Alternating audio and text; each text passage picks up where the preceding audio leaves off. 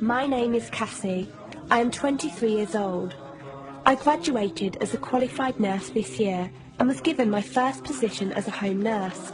My patient was an English gentleman in his early 80s who suffered from Alzheimer's. In the first meeting, the patient was given his record, and from it I could see that he was a convert to the religion of Islam, therefore he was a Muslim. I knew from this that I would need to take into account some modes of treatment that may go against his faith, and therefore try to adapt my care to meet his needs. I bought in some halal meat to cook for him, and ensured that there was no pork or alcohol in the premises, as I did some research which showed me that these were forbidden in Islam. My patient was in a very advanced stage of his condition, so many of my colleagues could not understand why I was going through so much effort for him. But I understood that a person who commits to a faith deserves that commitment to be respected, even if they are not in a position to understand. Anyway, after a few weeks with my patient, I began to notice some patterns of movement. At first, I thought it was some copied motions he'd seen someone doing, but I saw him repeat the movement at particular times, morning, afternoon, evening.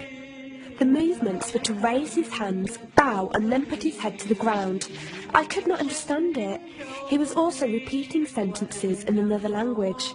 I couldn't figure out what language it was, as his speech was slurred, but I know the same verses were repeated daily. Also, there was something strange. He didn't allow me to feed him with my left hand. Somehow I knew this linked to his religion, but didn't know how. One of my colleagues told me about Pal Talk as a place for debates and discussions. As I did not know any Muslims except for my patient, I thought it would be good to speak to someone live and ask questions. I went on the Islam section and entered the room True Message. Here I asked questions regarding the repeated movements and was told that these were the actions of prayer. I did not really believe it until someone posted a link on the Islamic prayer on YouTube. I was shocked. A man who has lost all memory of his children, of his occupation, and could barely eat and drink, was able to remember not only actions of prayer, but verses that were in another language. This was nothing short of incredible, and I knew that this man was devout in his faith, which made me want to learn more in order to care for him the best I could.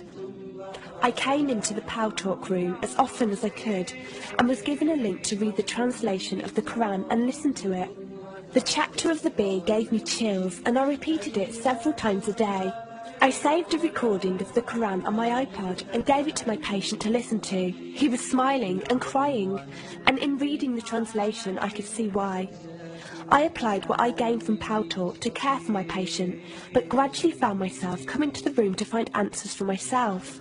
I never really took the time to look at my life. I never knew my father. My mother died when I was 3. Me and my brother were raised by our grandparents who died 4 years ago, so now it's just the two of us. But despite all this loss, I always thought I was happy, content. It was only after spending time with my patient that I felt like I was missing something. I was missing that sense of peace and tranquility my patient, even through suffering, felt. I wanted that sense of belonging and a part of something that he felt, even with no one around him. I was given a list of mosques in my area by a lady on Pal Talk and went down to visit one. I watched the prayer and could not hold back my tears. I felt drawn to the mosque every day, and the imam and his wife would give me books and tapes to welcome any questions I had. Every question I asked at the mosque and on Pal Talk was answered with such clarity and depth that could do nothing but accept them. I have never practiced a faith, but always believed that there was a God. I just did not know how to worship him. One evening I came onto Pal Talk, and one of the speakers on the mic addressed me. He asked me if I have any questions. I said no. He asked if I was happy with the answers I was given. I said yes. He then asked what was stopping me accepting Islam. I could not answer. I went to the mosque to watch the dawn prayer. The imam asked me the same question. I could not answer. I then went to tend to my patient. I was feeding him, and as I looked into his eyes, I just realised he was brought to me for a reason, and the only thing stopping me from accepting was fear.